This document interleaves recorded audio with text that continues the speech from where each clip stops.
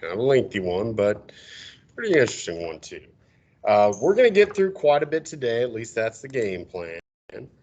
Tomorrow, as long as it doesn't get canceled, you guys are going to be out for STAR testing. I will not see you, but you won't have anything to make up. Then on Friday, we'll wrap this thing up. We're going at a good pace. I don't see any reason we shouldn't finish on Friday, but you never can. Um, Notebooks, grades will be in today. I'm almost done grading them. So probably, I'm gonna try to do them during my lunch today, but we'll see. But by the end of the day, at some point, your notebook grade will be in. Obviously, if you haven't turned that in, or the first one for that matter, make sure you get that stuff in. Extra credit, that is due on Friday, the extra credit essay. And finally, the Unit 8 DBQ essay, that's going to be open today after school.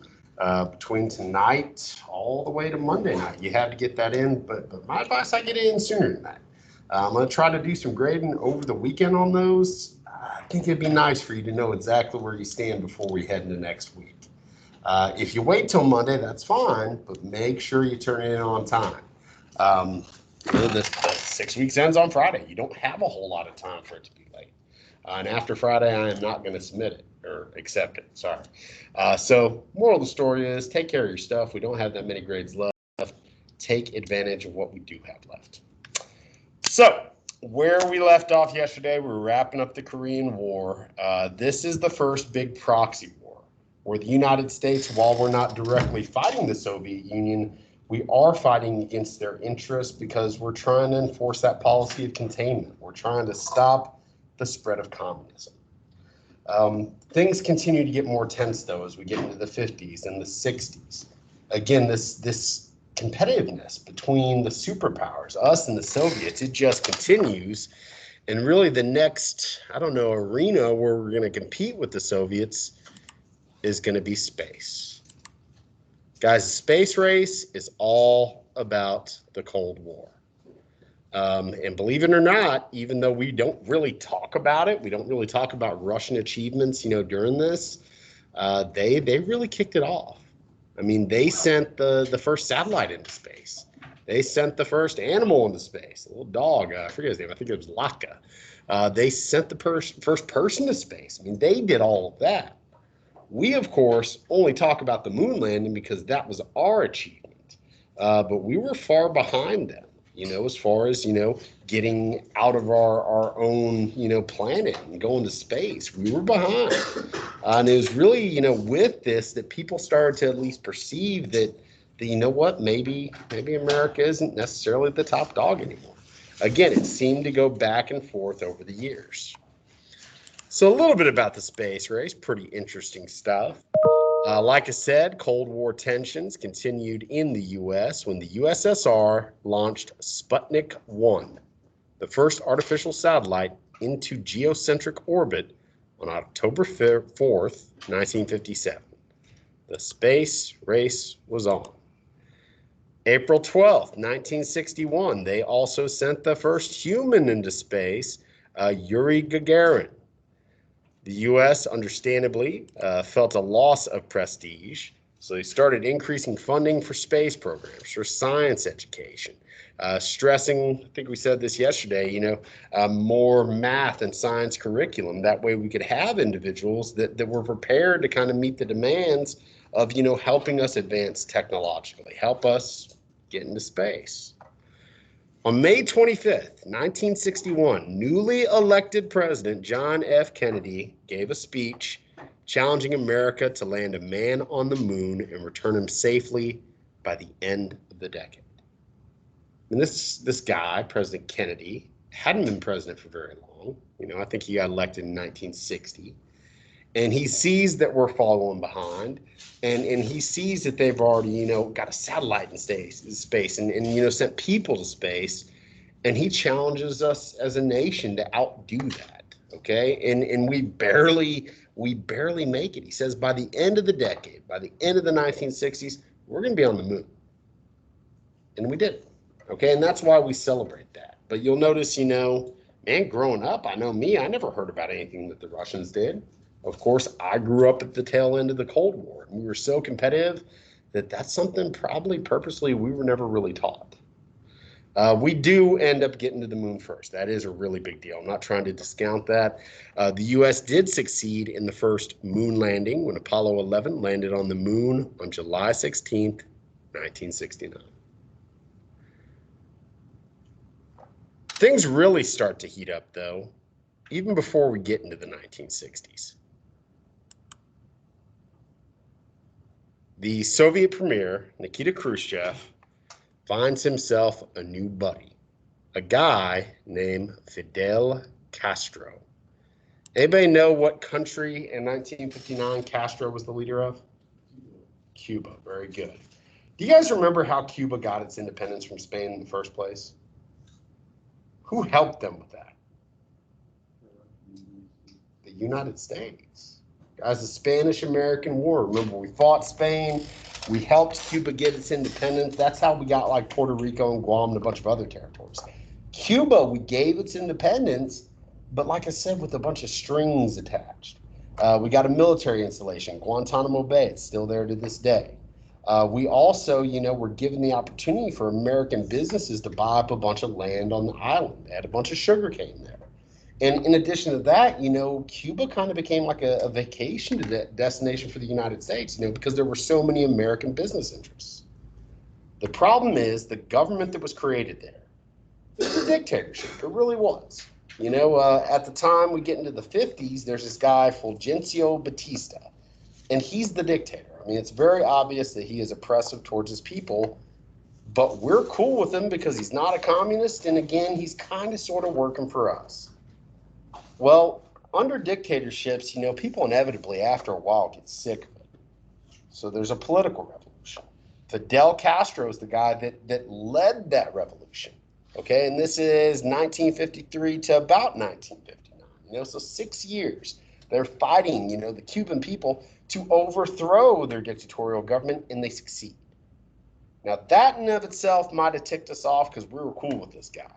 But then Castro declares that they are going to be a communist nation. Well, think about what communist nations do. They take over all the businesses. They take over all the land. They took over our businesses. They took over our land. So relationships are really, really strained. We're trying to prevent the spread of communism. Now communism is on our doorstep. Cuba is only 40, 50 miles away from Florida. I mean, it's not far away at all in the grand scheme of things. So this is something that made things really tense. And almost immediately, the U.S. government starts plotting a way to take Cuba back. And they do try to with something known as the Bay of Pigs invasion, one of the biggest military blunders in U.S. history. The Bay of Pigs invasion was an unsuccessful attempt by U.S.-backed Cuban exiles to overthrow the government of the Cuban dictator, Fidel Castro. Fidel Castro takes over. He's kind of a dictator, too. But, he had more of the popular support of the people than the previous guy. Plus, communists in general, I mean, they're dictatorial almost by nature because they just get so much power as a government. Increasing friction between the U.S. and Castro's communist regime led President Eisenhower to break off diplomatic relations with Cuba in January 1961. Even before that, however, the CIA had been training anti-revolutionary Cuban exiles for a possible invasion of the island. The invasion plan was approved by newly elected President John F. Kennedy. So Kennedy comes into office, and he's, at the time, the youngest president in history. He's in his 40s, and he comes in, and he's all of a sudden pulled into this, This plot has been underway for a while. The CIA has been planning this invasion. They've been training, Cubans that left Cuba after Castro took over, giving them guns, giving them money, saying, hey, we're going to have you guys invade for us. The idea is they knew that if we, the U.S. government, invaded, well, now, man, Cuba's friends with the Soviet Union, that could lead to a war. So they trained up these Cuban exiles to do it for them. That way it could look like the Cuban people kind of rose up on their own to overthrow Castro. If that happened, that ain't our fault.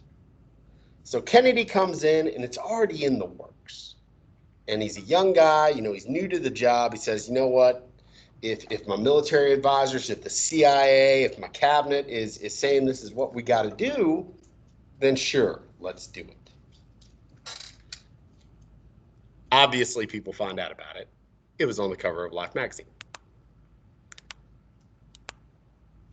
On April 17th, 1961, about 1,300 exiles armed with U.S. weapons landed at the Bay of Pigs on the southern coast of Cuba, hoping for support from locals. I mean, that was the whole idea. We're going to go into Cuba. We're going to get more Cubans to join us because Castro, he's a dictator. We're going to overthrow the government. From the start, the exiles were likely to lose. Kennedy had the option of using the Air Force against the Cubans, but decided against it. Essentially, Castro was waiting on it. I mean, he had gotten word somehow that this attack was coming. So they were waiting along the coastline. And when this small group of exiles that we sent in came in, man, Castro and his army just started mowing them down, taking them prisoner. Now, we know this is going on. We're using spy crafts. We're monitoring the situation.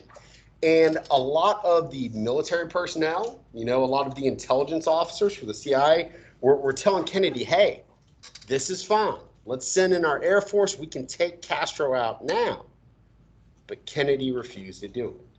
See, with Kennedy, it was okay if this was a secret operation.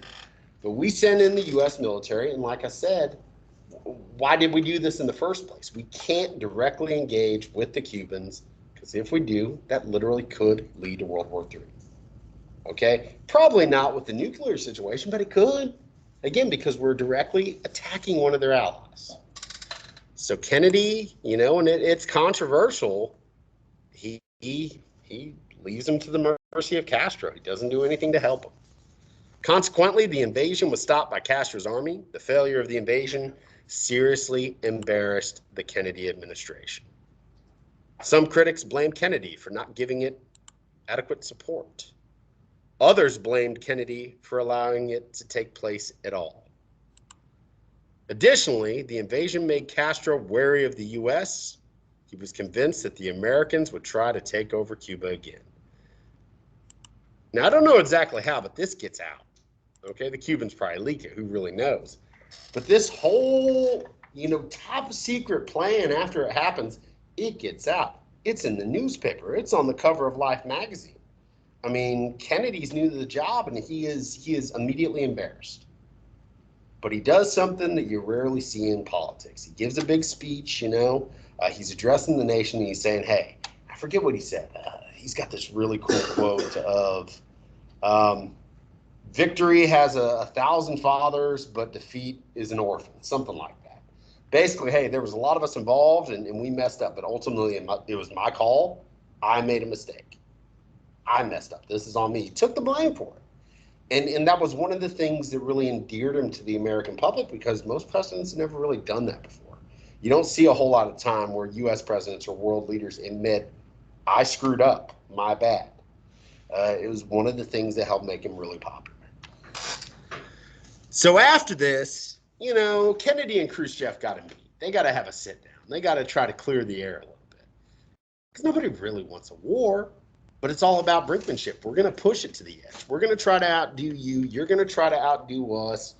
Obviously, Khrushchev's upset because, the plan got out that we tried to invade Cuba, his buddy. I mean, it was a really contentious talk. And it wasn't particularly productive. I mean, Khrushchev being this older guy that had been in the Soviet Union for a while and worked at the top levels of government and worked for Stalin. I mean, he could be pretty ruthless. And he tried to bully Kennedy. Kennedy, being younger, probably did get bullied a little bit. But he walked out of that, with a renewed sense of vigor. Like, no, we got to stand up to these Russians. We can't let them win.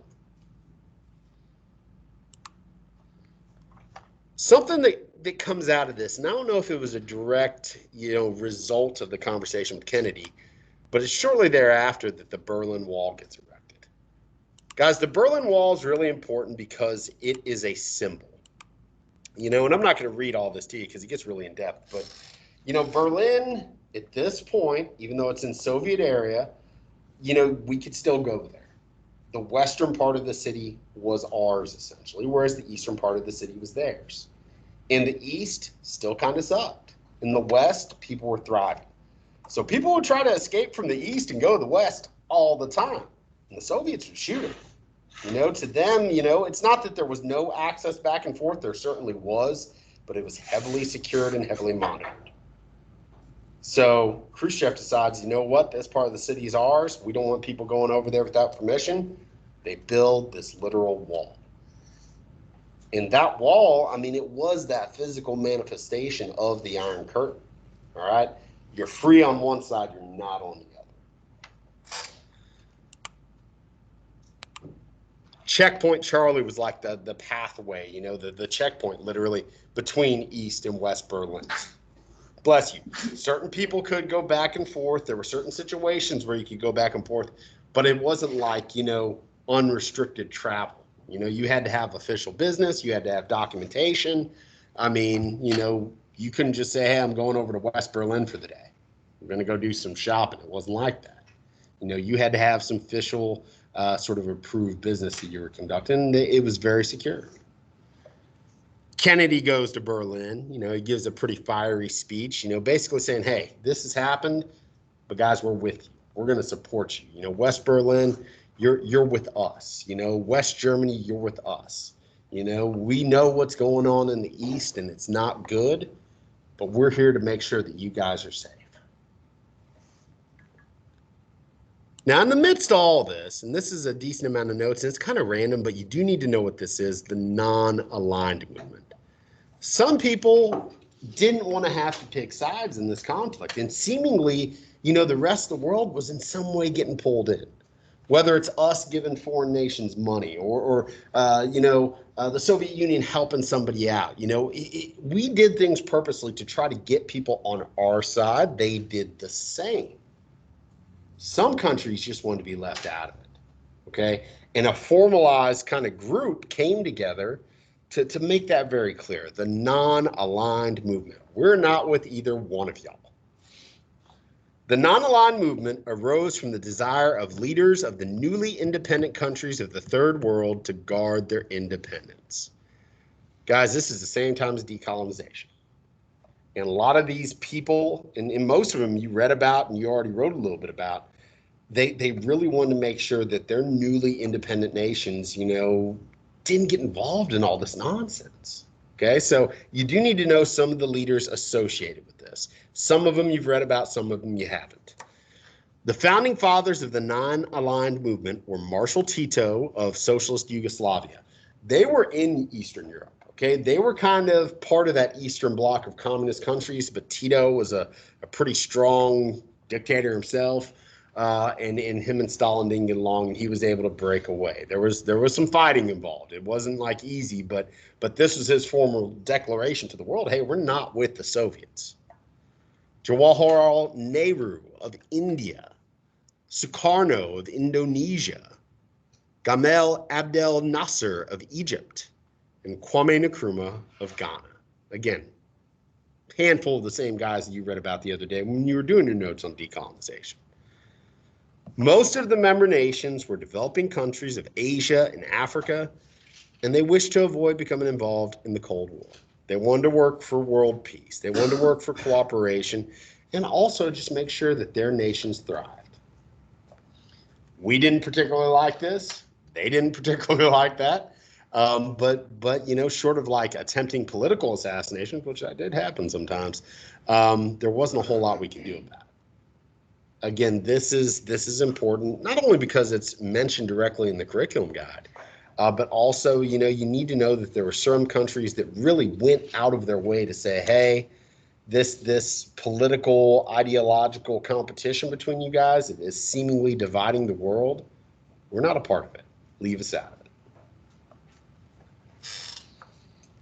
So Kennedy, even though he was president for like 3 years, went through a bunch of stuff in his short time.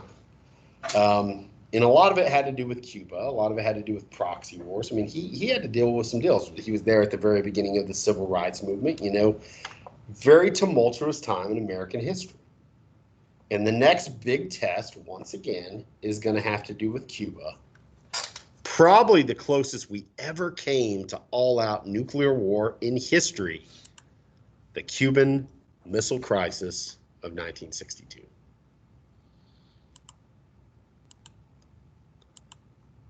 Like I said, the big thing you need to know is the closest we ever came to nuclear war.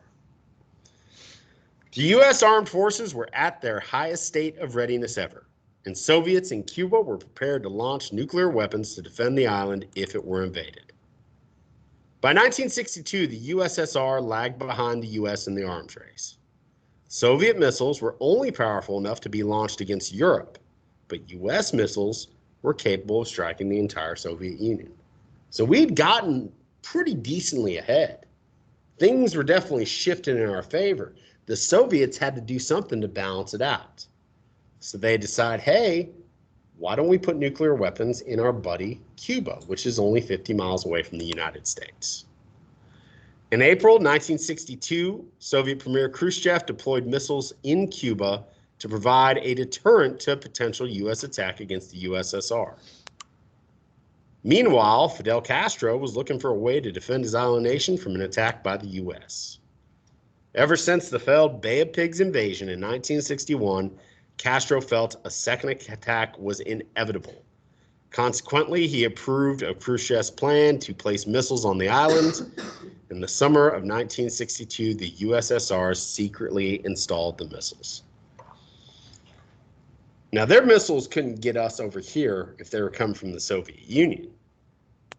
But they could sure as heck get us before we could get them if they were stationed in Cuba.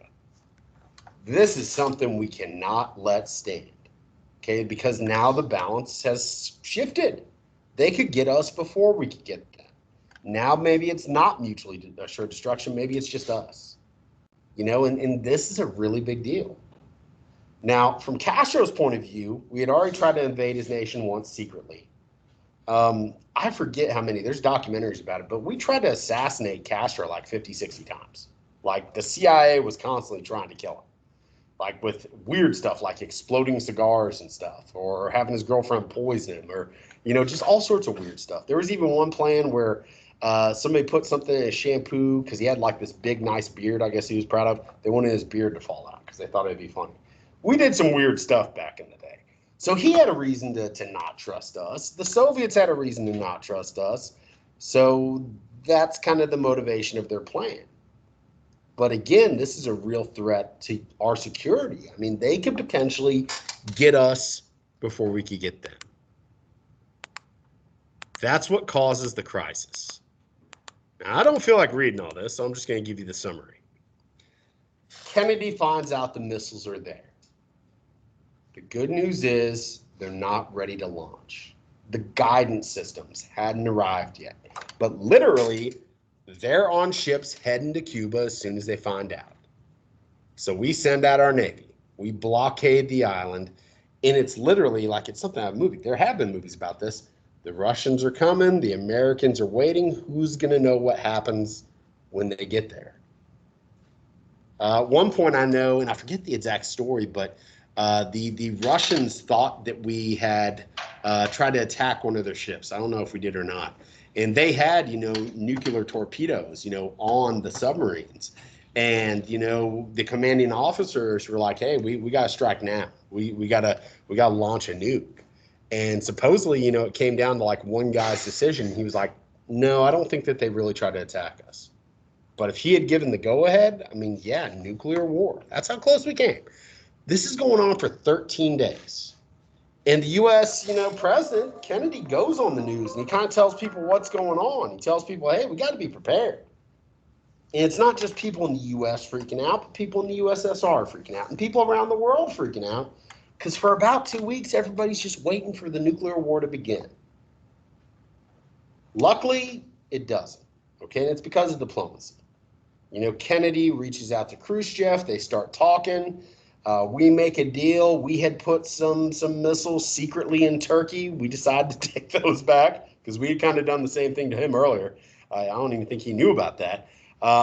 We did some things on our end, and he agreed to take the missiles off the island. But we were this close. Okay, it could have went either way. All right, and that's why so many movies have been made about it. So Kennedy, being patient, man, he helps avoid nuclear war. This is brinkmanship. This is the closest. There's another time I think it was pretty close, but this is the closest that we ever came to all-out war with the Soviet Union, to all-out nuclear war. Another thing Kennedy had to deal with, even though the war didn't officially begin until after he had died, was the Vietnam War, which for the United States was official from 1965 to 1975, but we got involved as early as I think 1950. Okay, if you recall, Vietnam was a colony of France, okay, along with a lot of Southeast Asia, French Indochina, they call it.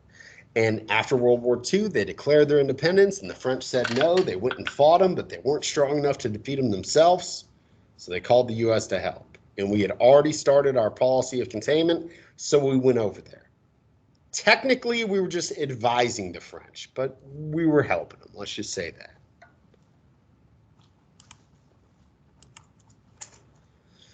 Under the philosophy of containment, U.S. Presidents Eisenhower and later Kennedy sent military advisors to South Vietnam in order to prevent a communist takeover by North Vietnam. You know how we had said that Korea was kind of divided between Soviet and American influence? It was the same deal in Vietnam. The North was kind of motivated, backed to some extent by the Soviets, in that they were communists at the very least. They helped them a little bit, whereas the South, was kind of backed by us. We felt that if South Vietnam fell, the rest of Southeast Asia would soon follow. This is something called the domino theory. Okay, we saw Southeast Asia as a perfect breeding ground for communism. A lot of the people had historically been impoverished. A lot of the people, because of imperialism, distrusted the West. Okay, kind of makes sense. We felt that if we allowed Vietnam to become fully communist, it's going to sweep across all of Southeast Asia. And from there, who knows where it goes? I mean, it could take over the world. Thank you, sir.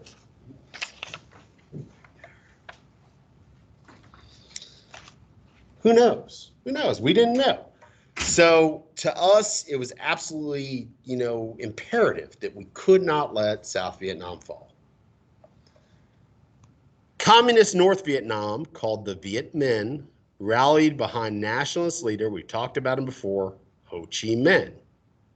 The U.S. supported an unpopular and undemocratic leader, Ngo Dinh Diem. We supported the South, but they weren't really democratic. I mean, he was despised.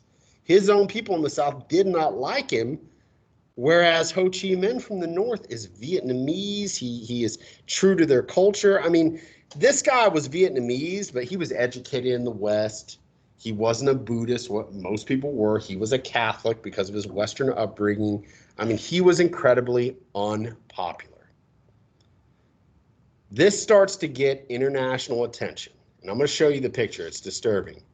When in 1963, a Buddhist monk named Thich Quang Duc set himself on fire. This is called self-immolation in Saigon, in the streets of Saigon, to protest the government's favoring of Roman Catholics over the Buddhist majority.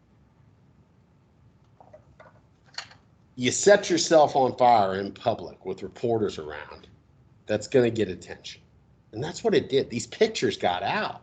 And people around the world started saying, well, hey, what's so bad in South Vietnam that the people are setting themselves on fire? Oh, wait, the U.S. is backing essentially a dictator down there. Why don't they just let them join the North? Why, So now we got a big problem on our hands.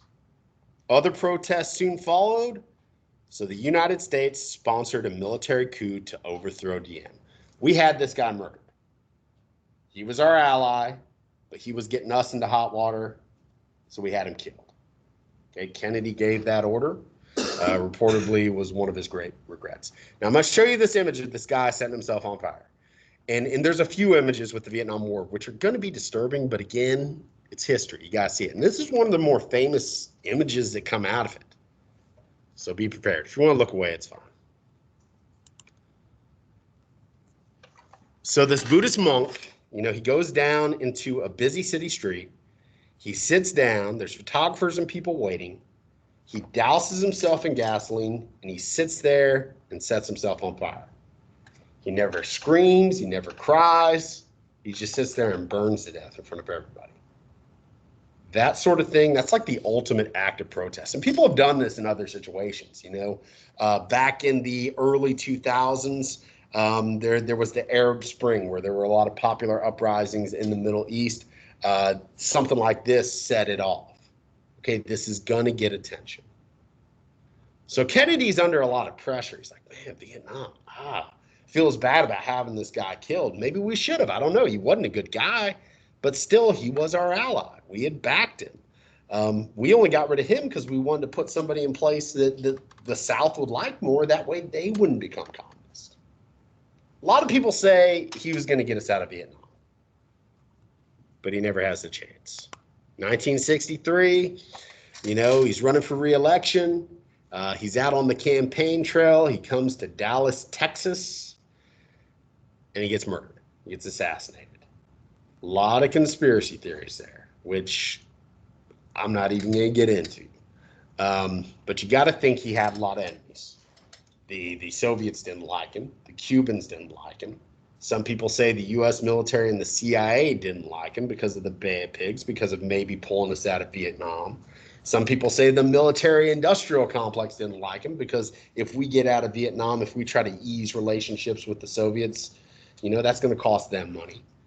The nature of his assassination was real shady. You know, the official report is there's one gunman, Lee Harvey Oswald. He shoots Kennedy and the governor of Texas. You know, it gets him. He doesn't kill him. You know, from the Texas School Book Depository, you can go tour it now. But the physics of the bullets and some of the eyewitnesses' accounts kind of lead some to believe that there's more than one gunman.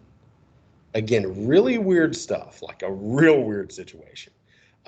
Gave Dallas a bad name for like 20, 30 years. Look into it if you want. I mean, that might be something cool to watch a documentary over. It's interesting.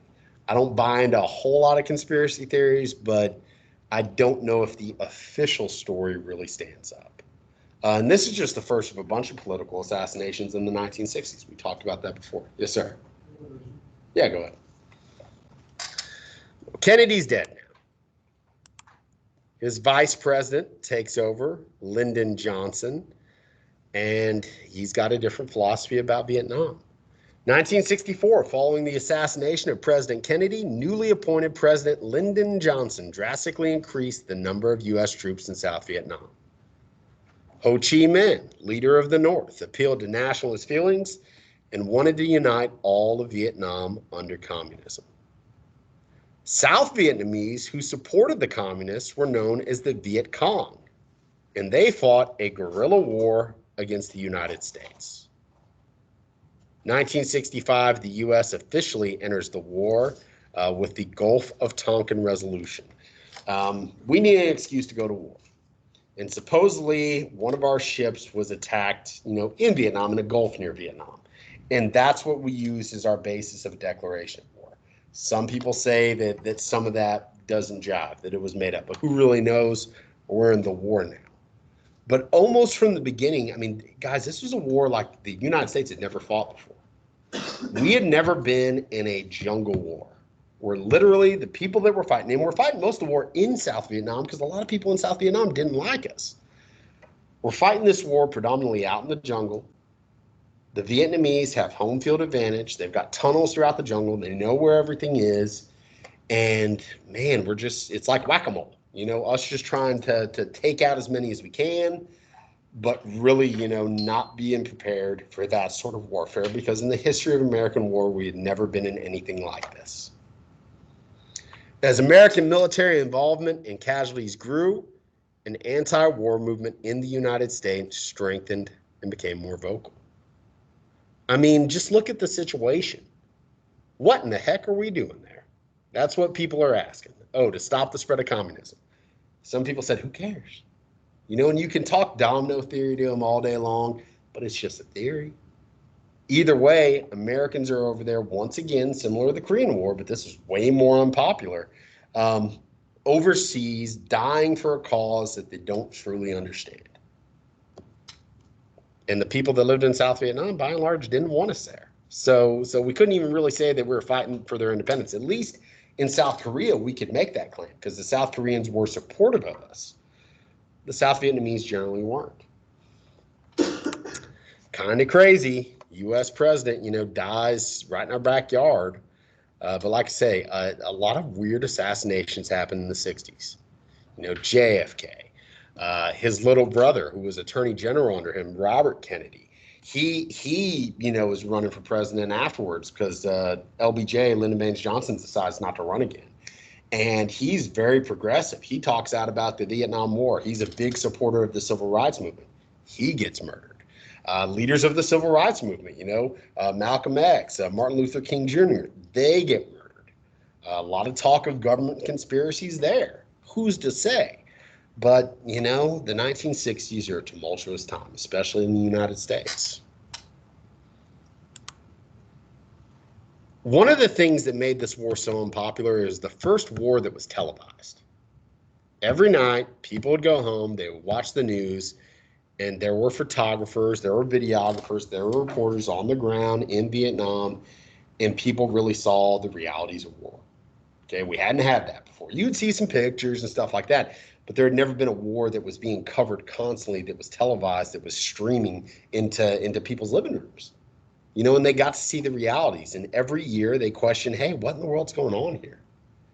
Dead people, dead Vietnamese, women and children, dead Americans. What are we fighting for? I'm going to show you a really disturbing picture. Now, this is something that was, I forget what magazine it was. It may even say here. But what you're going to see is a guy getting shot in the head. Look away if you don't want to see it. It's gross. It's right when it happens, so it's not too graphic, but it's disturbing. In this February the 1st, 1968 file photo, South Vietnamese General Nguyen Ngoc Loan, this guy's on our side. The guy blowing the kid's head off is on our side. Chief of the National Police fires his pistol into the head of a suspected Viet Cong officer on a street in Saigon. So the South Vietnamese, technically on our side, that's who we're fighting to protect. And photos come out of this guy just dragging some kid off the street, claiming he's fighting for the enemy, and shoots him in the head right there on the street. Photos come out like this, and people are going to ask more questions. Are we on the right side of this? These are the people that we're supporting. The next slide has some really disturbing stuff. Right. And this is one of the things that there was already a pretty strong anti-war movement, but after this comes out, news of this comes out, a lot of people turn against the troops, turn against our troops. 1968, stories come out about the My Lai massacre. Basically, U.S. soldiers, they went into this village, they murdered everyone there, men, women, and children. They gang raped the women. They did all this, and finally, a little bit later, one of the people there, who had a guilty conscience, came forward, and his commanding officers allowed this to happen. And I mean, you see our soldiers, we're the good guys, right? Going over there and doing these terrible things, committing these war crimes. Again, you can understand why so many people really spoke out against the war.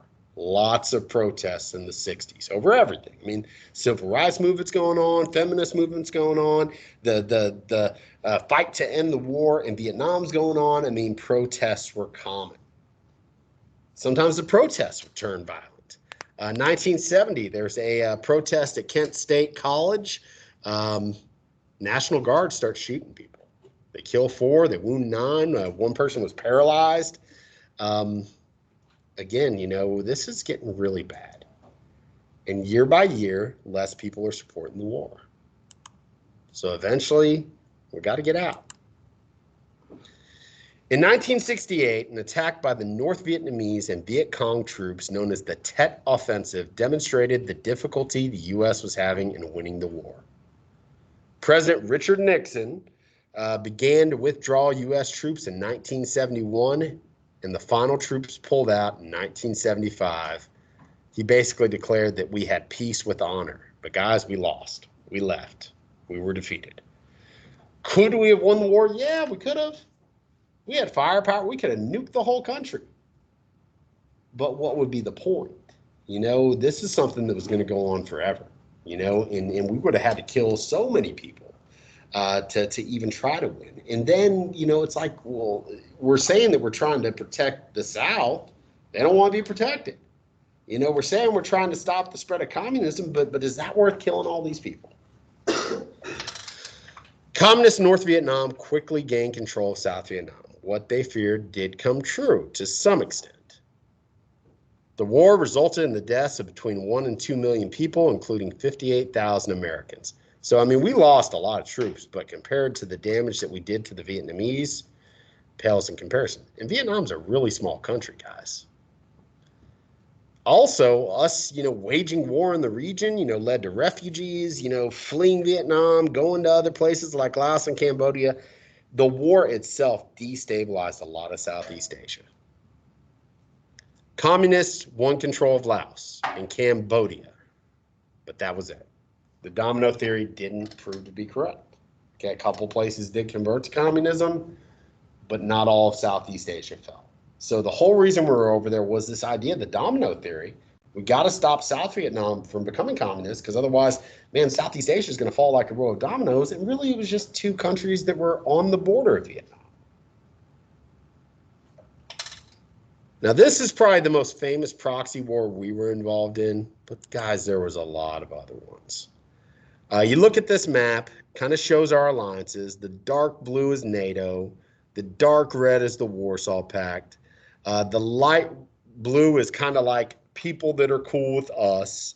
The lighter reds are people that are cool with them. And then the kind of gray, they're typically non-aligned. But all these spots, you know, that you see these sort of dots going on, there's proxy wars going on.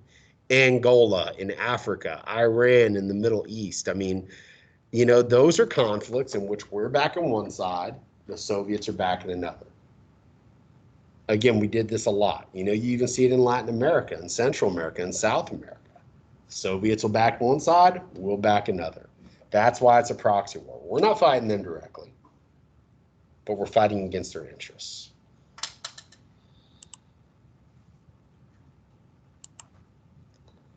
Now, we're going to pick up with this. Let's not even start it. We're going to pick up with this on Friday. After Vietnam, things start to chill out a lot. Okay, it's still not great, and we get a little resurgence in the 80s, but both sides start to see, hey, this is just, it's nothing we can ever win. So you start to see diplomatic relationships become a little bit bigger, negotiations become more common. We call this détente. You will need to know this, but we're going to open up with it on Friday, an easing of tensions. We don't have a whole lot left. The 70s and the 80s, there's a few things that you will need to know.